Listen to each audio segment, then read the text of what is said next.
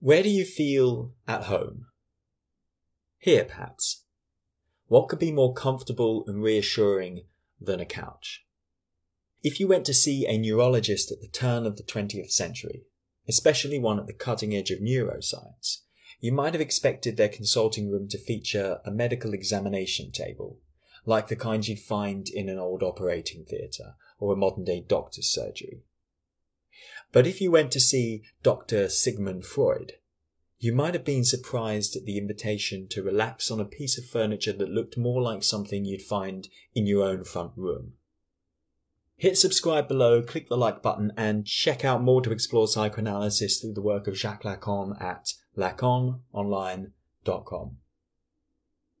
This video is about the concept of the uncanny, the nature of anxiety, and the object day. The literal title of Freud's famous 1919 paper on the Unheimlich is not uncanny, but unhomely. Freud's idea is that the uncanny is not something strange or foreign, but something closer to home, something familiar that's not where we expect it to be. By appearing in a situation or context where we do not expect it, what is familiar is rendered unfamiliar.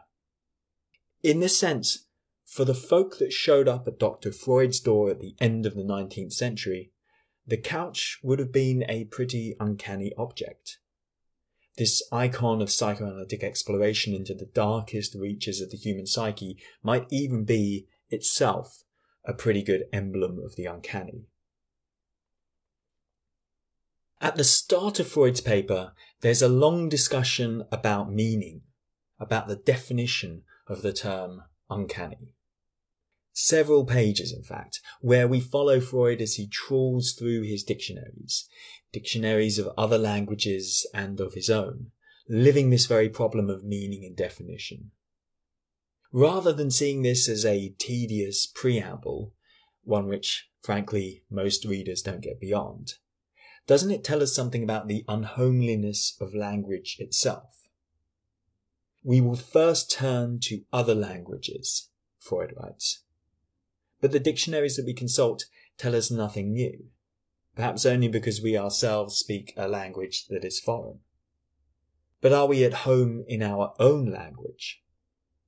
Freud reaches for the dictionary of his native tongue. More words, but less definition. The dictionaries seem to do the opposite. They block access to meaning. Does this unhomely experience tell us something about psychoanalysis itself? As in, is psychoanalysis a search for meaning? Or is it more like a search for meaning in a foreign language?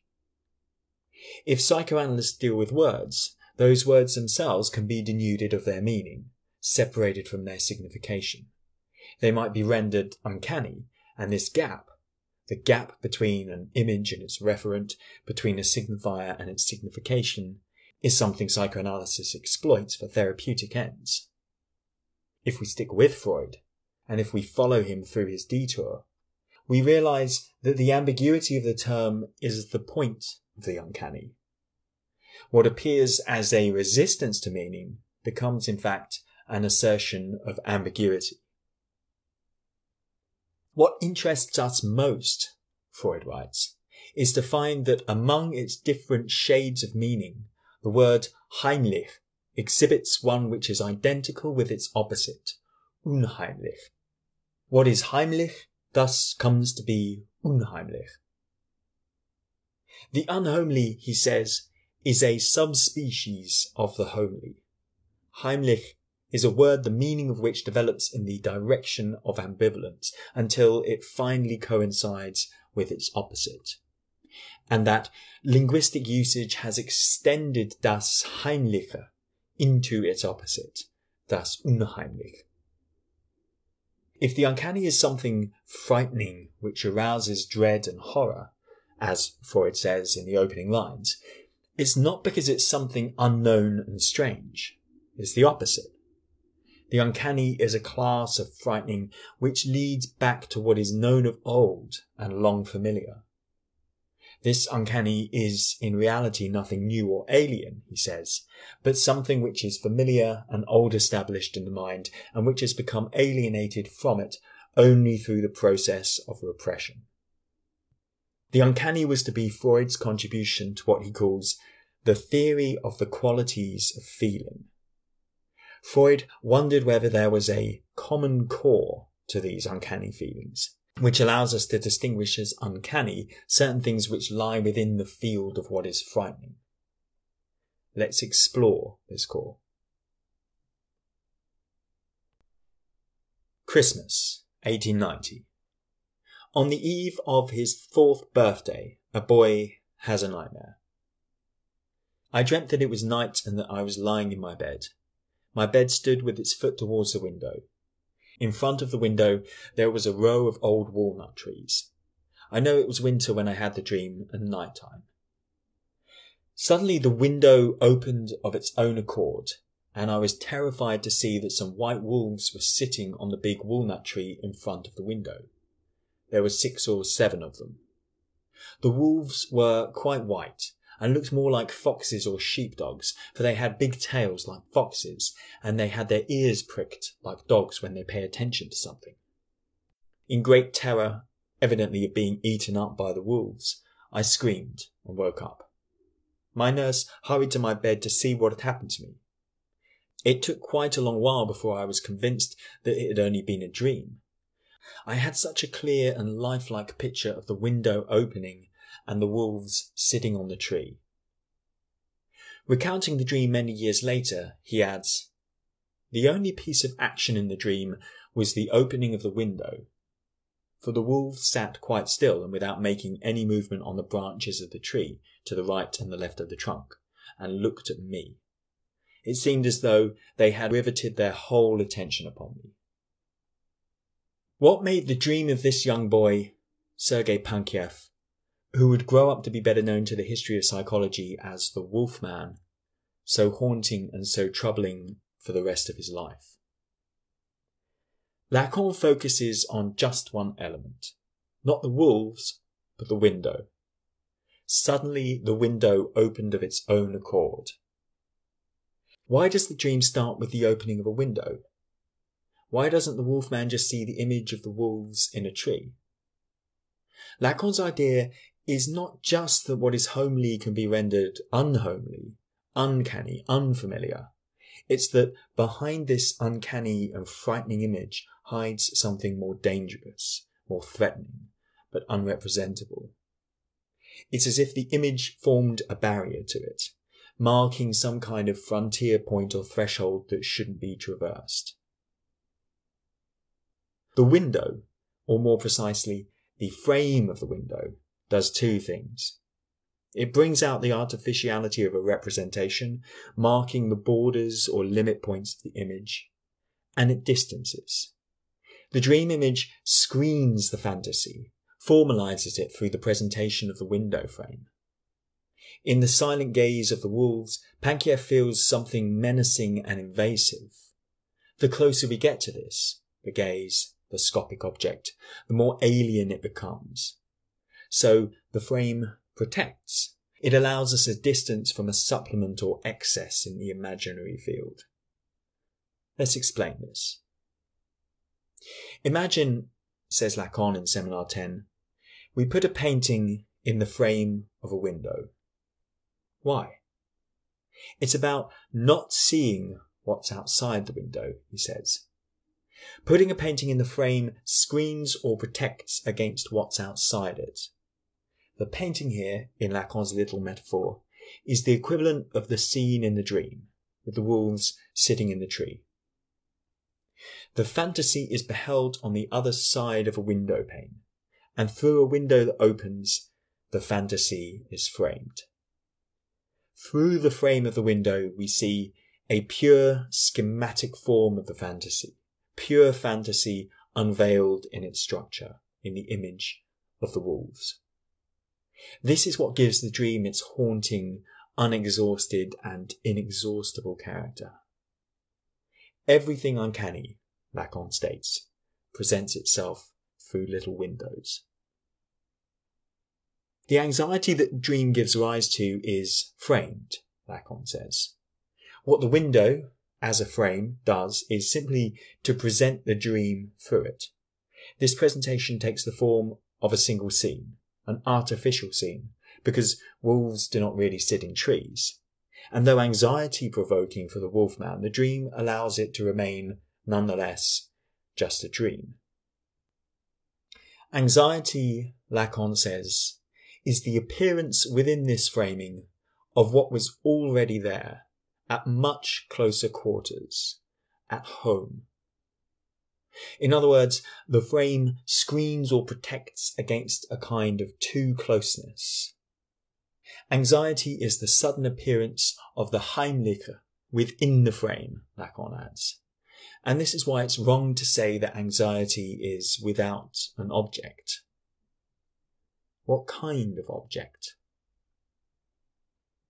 Lacan calls this the object A. A is short for the French autre, other. And what Lacan cleverly denotes with this way of writing it is that it's an object cut off from the other. It's a remainder, something that is left behind from the apparent totality of the other, what psychoanalysis calls objects.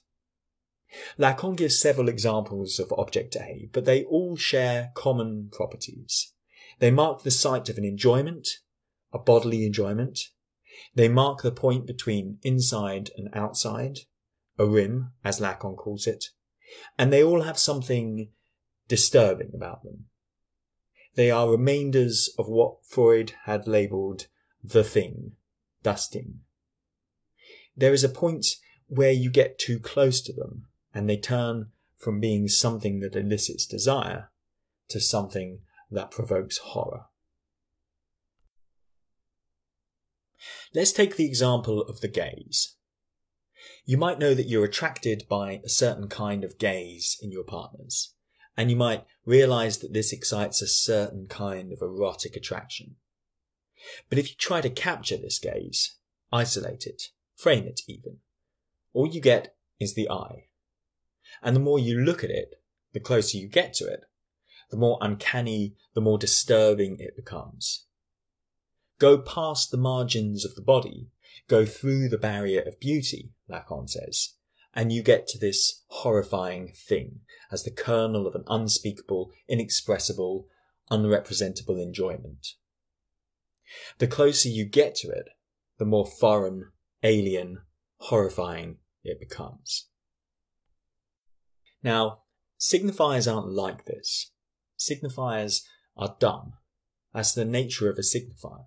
It doesn't refer to any fixed signification, it just refers to other signifiers. Kind of like what Freud found when he opened his dictionaries. And the more you look at them, the more dumb they look. They don't mean anything except for what they are attached to in an arbitrary signification.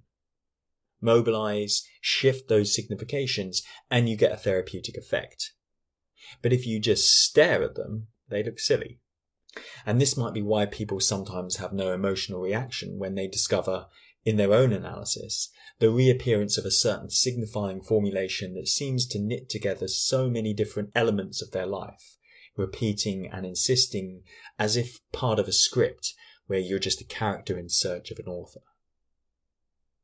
So, to come back to experiences of the uncanny, there's a kind of libidinal excess in the imaginary field, in the realm of images. We see this in the wolfman's dream with the silent gaze of the white wolves. The wolves sat quite still and without making any movement on the branches of the tree, and looked at me. It seemed as though they had riveted their whole attention upon me. Jacques-Alain Miller, commenting on Lacan's ideas on the uncanny, points out that we experience the anxiety of the uncanny when there is an infraction to the laws of perception. The anxiogenic object, that is, the object that provokes anxiety, doesn't appear just anywhere. It appears in the place where the object A is normally subtracted, extracted, in order to allow for the normality of the visual field. It's something that appears in the unity of the image, but is extra to it. There is a supplementary quantum of libido which appears as the uncanny object. It's an excess of libido materialized as an object, a libidinal remainder cut from the imaginary. Lacan then says that the anxiety of the uncanny is what appears when the lack lacks.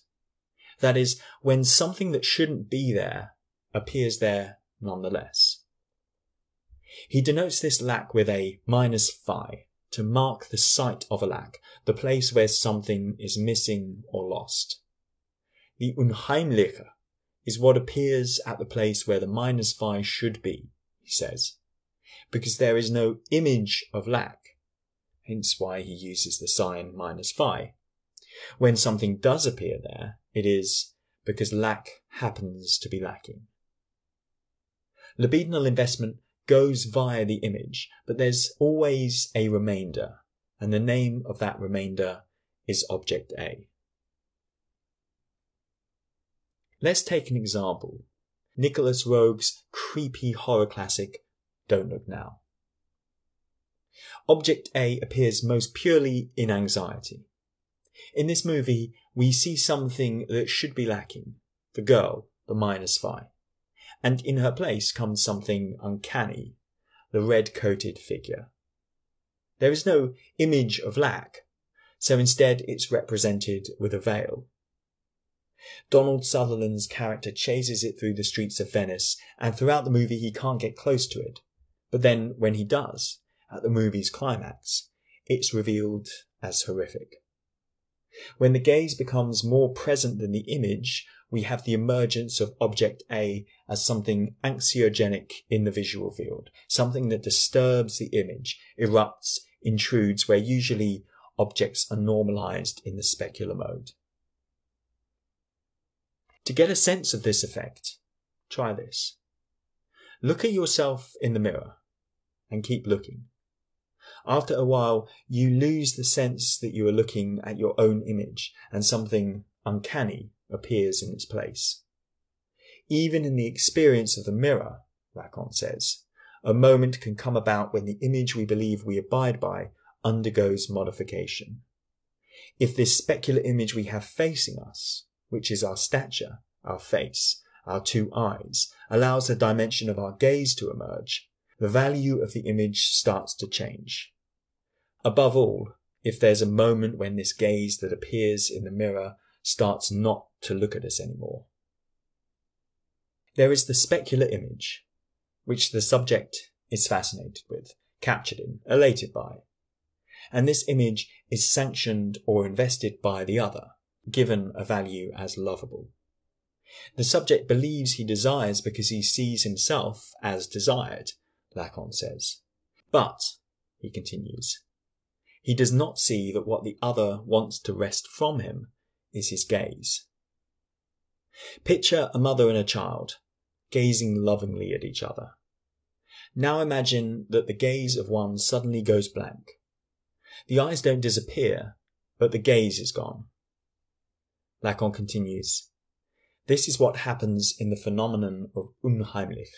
Whenever, through some incident brought about by the other, the subject's image in the other suddenly appears as if it were deprived of its gaze, all the links of the chain by which the subject is held captive in the scopic drive come undone, and we witness the return of the most basic anxiety.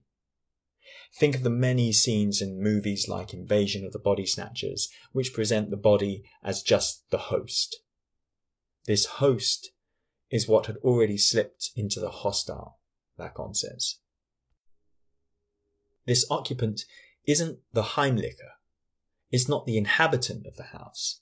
It's the softened up, appeased, and admitted hostile. That which is Heim has never passed through the twists and turns, the network, the sieve of recognition. It has stayed unheimlich, not so much inhabitable as inhabiting, not so much inhabitual as inhabituated. With this in mind, it's interesting that all of Freud's examples in his paper on the uncanny are drawn from literature? Did he feel there was something lacking in the visual arts, something that didn't quite serve him in demonstrating the uncanny? After all, why was Freud not really that interested in the artists of his time? Gustav Klimt, Oskar Kokoschka, Egon Schiele, even the surrealists, whose art is supposed to be uncanny, isn't it? Didn't quite do it for Freud. In 1932, he writes a letter to André Breton, leader of the surrealist movement, and tells him, quite bluntly, "I am not able to clarify for myself what surrealism is and what it wants." Perhaps he did not need to look that far. As we've seen, the most uncanny image is in fact our own. This trope of the jump scare associated with seeing one's double, one's image in a mirror, not as a reflection but taking on a life of its own, gets played again and again in the horror movie canon, and even gets discussed in Freud's paper. When Freud references the story of the Sandman in his essay, he talks about how the most prominent uncanny effect conveyed by its author, E.T.A. Hoffmann, is that created by the double. This theme of an uncanny doubling runs through Freud's paper like thread through a needle. For Lacan, the double exiles me from my subjectivity. It is the object that I am. The uncanny is what makes you feel like an object. It's this experience of being momentarily lost in that feeling. In an anecdote that might sound just a little like the Wolfman's dream, Freud describes sitting in a train compartment when a more than usually violent jolt of the train swung back the door of the adjoining washing cabinet, and an elderly gentleman in a dressing gown and a travelling cap came in.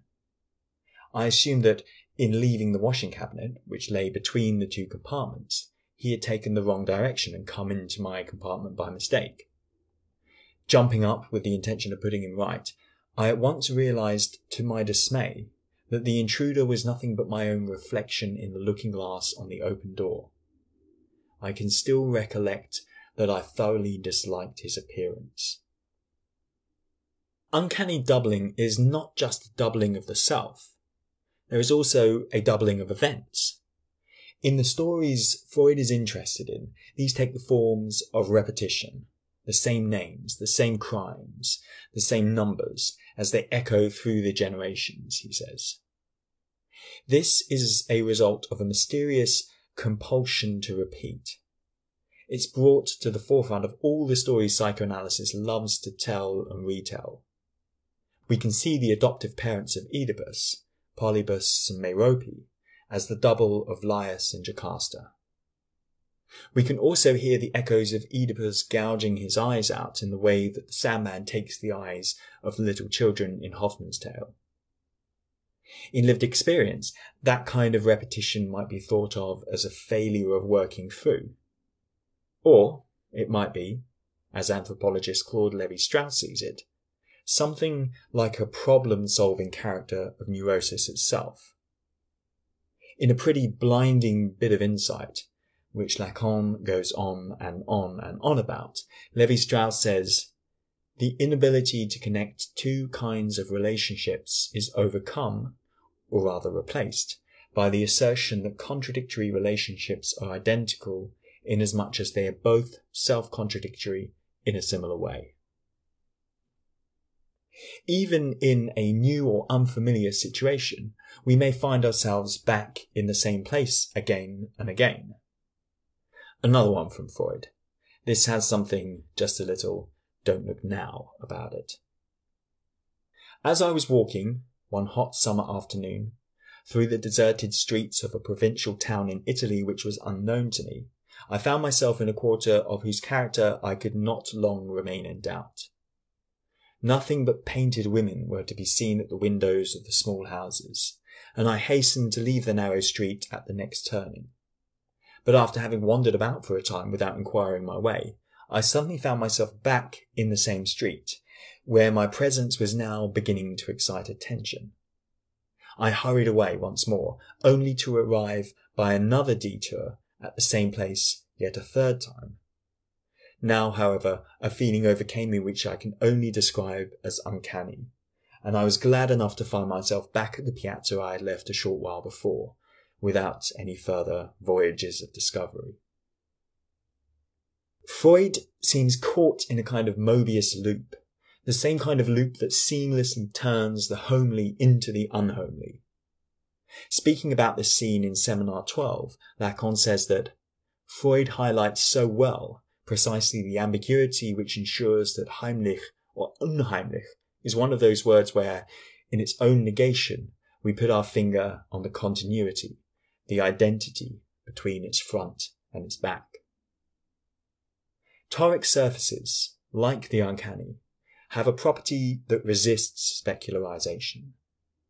Miller calls this non-specularizable object a non-rotatable object. It doesn't matter if you turn a Mobius strip upside down or left or right, the sides are continuous. This also describes the character of object A in the uncanny. The anxiogenic uncanny doesn't conform to the laws of the visual field. It can't be rotated. It has the same structure as the Mobius strip. But it entails a loss of coordinates too. One of the lessons of Lacan's seminar on anxiety, says Miller, is the deficiency of everything that pertains to the register of identification, even symbolic identification. There are two types of objects at play in this seminar and in the experience of the uncanny. Those of the specular type, objects common to one another, objects of concurrence but also of exchange, recognizable and normal, specular and symbolizable at the same time, and objects of another type, anterior to this imaginary community, which are not regulated but are filled with the force of the drive. Images that keep coming back, images that might be our own, images that are close to home, but in which something is discordant, disturbing, or disturbed. As Andy Warhol once said, with great psychoanalytic precision, isn't life a series of images that change as they repeat themselves? Hit subscribe below, click the like button, and check out more to explore psychoanalysis through the work of Jacques Lacan at lacanonline.com.